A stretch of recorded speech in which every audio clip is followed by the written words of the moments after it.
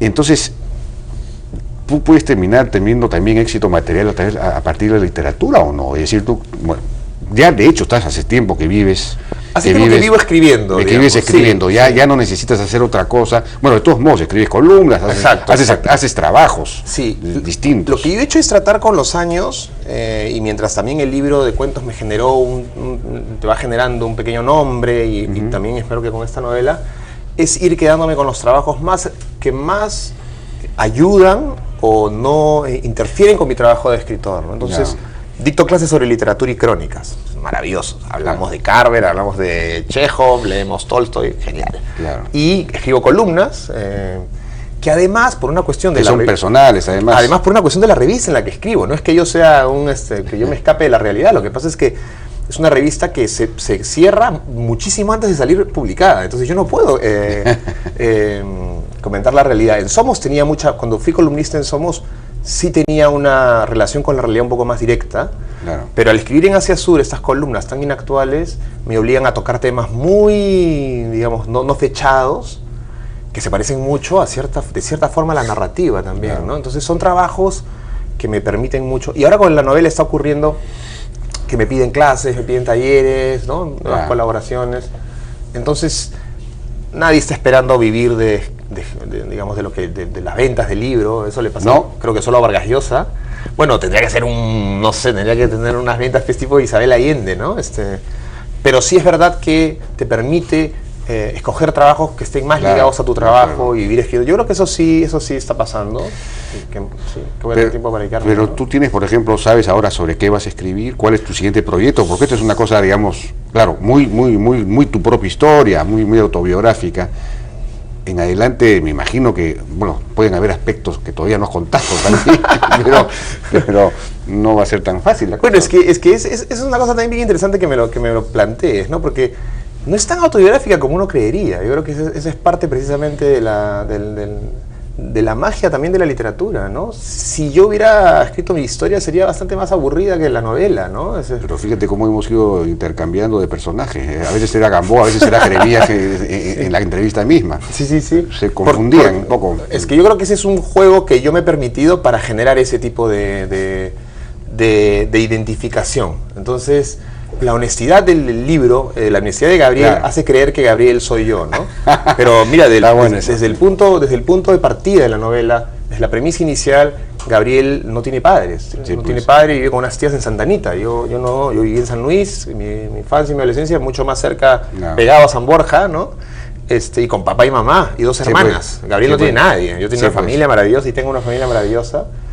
Y yo trabajé, por ejemplo, en apoyo con FOS, nada de eso está ahí. O sea, uno lo que hace con la literatura es acentuar ciertos aspectos porque te lo demanda la propia literatura, ¿no? Fernando Ampuero no es Francisco de Rivera. Ahí viene Fitzgerald a ayudarme a que parezca un personaje de ficción, digamos, ¿no? Y Vegas está atravesado. Hay recuerdos de Raúl Vargas, por supuesto, pero está atravesado por personajes de Conversación en la Catedral y de Fuguet para que se convierta en un personaje literario, ¿no? Entonces, le ha pasado mucho a Philip Roth, que es un escritor que yo admiro, ¿no? Mucho, que él ha escrito novelas que son tan autobiográficas que de pronto la gente pensaba que se había peleado con su padre a morir. Resulta que él y su padre tenían una vida maravillosa, ¿no? Entonces, a mí me interesa llevar un poco al límite eso. Quizás lo haga menos en el futuro,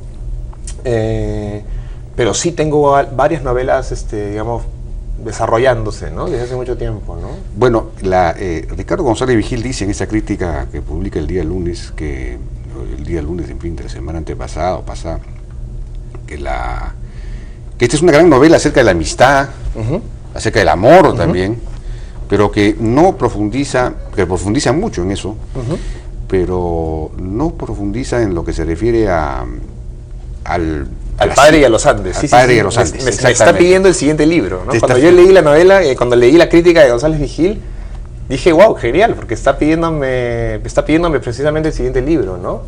Yo no podía contarlo todo, claro, da una impresión de totalidad, pero si esto le metía padre, le metía la infancia, le metía a la sierra, eso es que me queda una novela de 1000 páginas, y yo tenía que acotarla y cerrarla, ¿no? Me doy cuenta que el material de la infancia, del padre, de todo esto que hemos hablado, de los sueños de los padres sobre los hijos, de esta generación que llega a la educación por primera vez, a la educación superior, son elementos de otra novela, ¿no? Sin duda, que tiene otro centro neurálgico, otro sentido,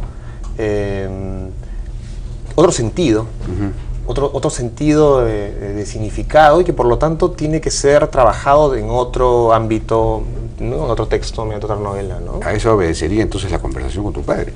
Sí, yo he estado trabajando mucho el tema del padre, he leído muchas cosas sobre el padre, he escrito en mis columnas sobre mi papá, mientras yo trataba de mantener el entusiasmo juvenil de esta novela, ¿sabes? Porque ya en un momento yo crecía, ¿verdad? Me iba volviendo mayor. Claro. Y este asunto tan chibolo, tan juvenil con las discotecas, yo ya no iba a las discotecas, pero tenía que escribir sobre ellas, era como, ya quiero terminar para escribir un poco más desde mi edad, ¿no? Porque yo no tengo esa exaltación que tiene Gabriel todo el tiempo, ¿no? Gabriel todo el tiempo está exaltado, sí, pues. yo no.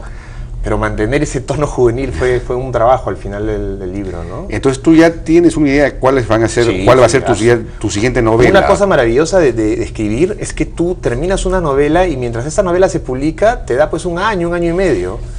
Y yo ya estoy escribiendo, trabajando, sí, ya estás escribiendo una nueva novela. Para una nueva novela, sí. Ya tengo, digamos, las premisas iniciales y estoy trabajando algunas escenas y averiguando mucho. Una historia que tiene que ver sí con los Andes, ¿no? Con todo lo que González Vigil estaba pidiendo en esa columna, ¿no? ¿Había conversado contigo? No tenía idea. Y una cosa es un genio, González Vigil. Y una cosa que me interesó a mí fue, que me reveló a mí la crítica de González Vigil, fue que mi novela estaba más relacionada con Bryce que con Vargas Llosa de lo que yo creía, ¿no? Porque en efecto el terreno de la amistad y las emociones como la ternura son aspectos que ha trabajado más Bryce que Vargas Llosa en la literatura peruana. Claro, ¿no? Yo te he escuchado a ti decir que una influencia tuya fuerte es Mario Vargas Llosa, sí. pero no has mencionado jamás a Bryce. ¿Qué literatos forman a tu juicio, digamos, tú eres tributario de quién? Es muy interesante porque este libro ha tenido dos presencias, y una ha sido como positividad y una como negatividad. Es muy interesante, ¿no?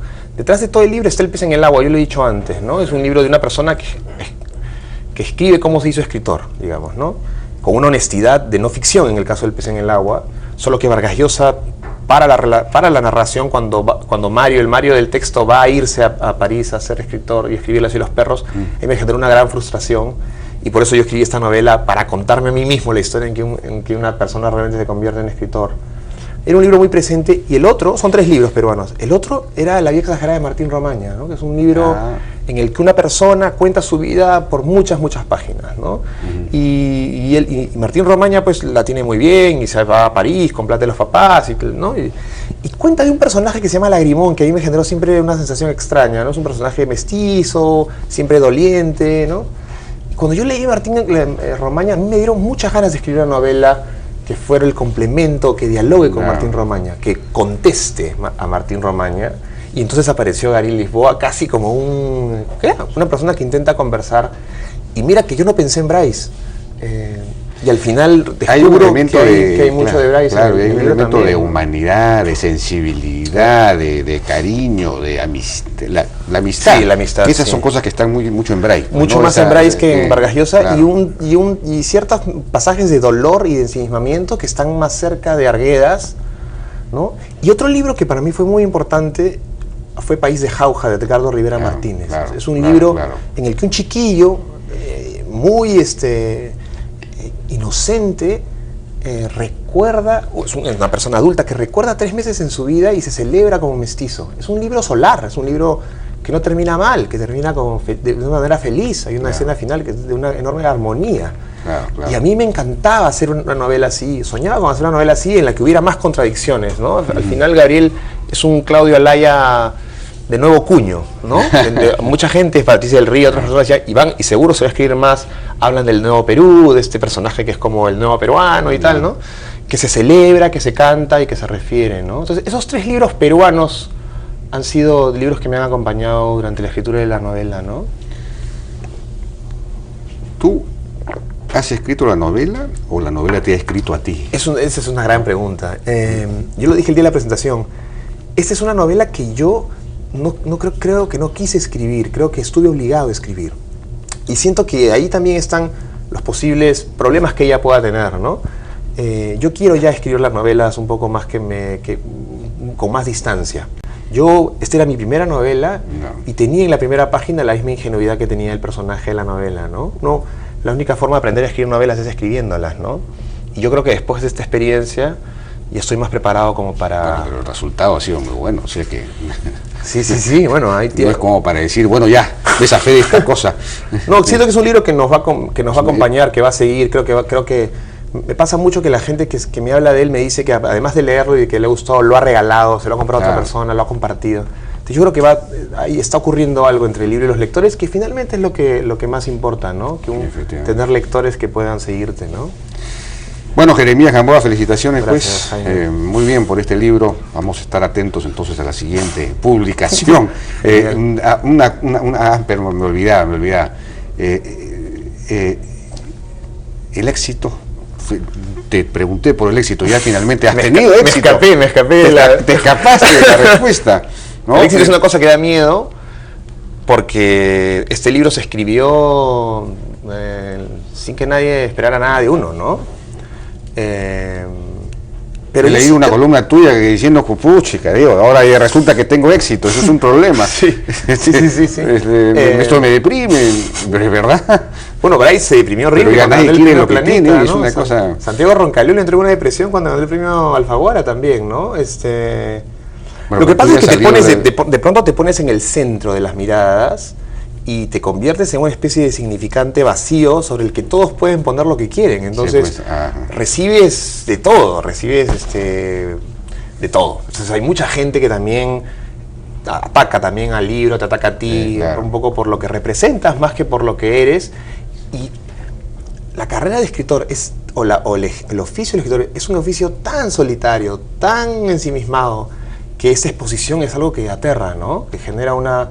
Yo tengo la esperanza... Tú, digamos, te refieres, por ejemplo, a los que quisieran ver en esta novela una novela de denuncia social, y que no lo es, obviamente, que por quisieran ejemplo, ver una crítica social fuerte. Es que yo creo que... Y critican cosas del personaje, es una cosa impresionante. O sea, critican el personaje en este momento, no hizo tal cosa, hizo tal otra. Entonces, sí. Pues, seguramente porque la novela funciona, pero yo también creo que es un fenómeno bien interesante, ¿no? Y es extraliterario, que todas estas categorías que son de la prensa, el boom y tal, hacen esperar un libro que que responda a esos proyectos totalizadores de las novelas de Vargas Llosa. Claro.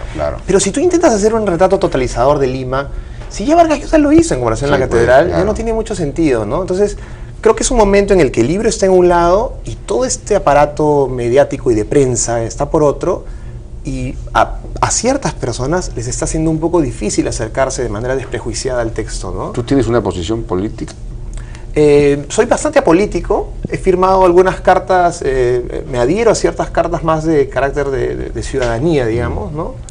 Es bien particular, estudié en la de Lima, que tenía una tendencia muy liberal, pero luego estudié en Estados Unidos, en los departamentos de humanidades, que son más bien muy izquierdistas, ¿no? Pues, Entonces, sí, yo diría que soy un centro izquierda, ¿no? Esa es un poco mi posición. Cada vez escribo menos sobre política, cada vez estoy más interesado en los temas, ¿no?, personales, y me doy cuenta que hay una enorme necesidad de la gente de que el escritor defienda posturas políticas o represente socialmente. Yo creo que es no voy a decir que es un lastre, pero es una característica de la literatura latinoamericana que me encantaría que se revierta, ¿no? Sí, pues que podamos escribir novelas ambiciosas que sean sobre sentimentalidad, que sean sobre amistad, que sean sobre amor. ¿Por qué tenemos que estar renunciando? ¿No? Claro.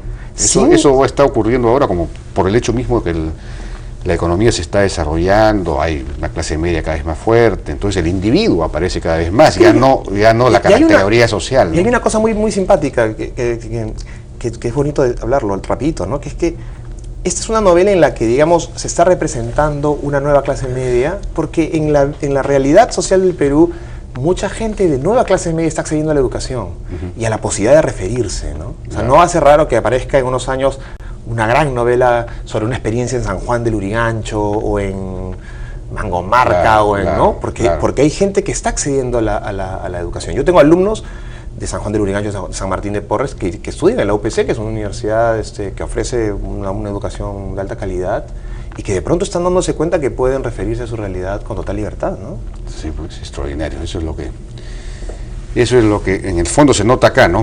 Efectivamente es un nuevo Perú que está ahí, que no está ni dicho ni explicitado, pero está presente. Sí. Bien, Jeremías, felicitaciones nuevamente. Muchas gracias por tu participación en la hora. Con esto nosotros nos despedimos. No, vamos a una pausa y regresamos.